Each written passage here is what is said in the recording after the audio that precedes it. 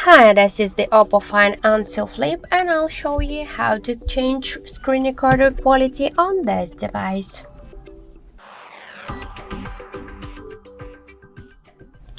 So first let's open the settings application and then scroll down to the additional settings, then click to screen recording and you'll see here the definition section. Just to change the quality of the screen recordings, you should switch your quality from medium to high or low or set the custom one. Also, we got one more way how we can do that. Just open the control panel and find somewhere here screen recording icon. Hold for a while this icon to launch the screen recording settings, and after that you can switch by the same way the screen recording qualities. So thank you for watching, and if you find this video helpful, don't forget to leave a like, comment and to subscribe our channel.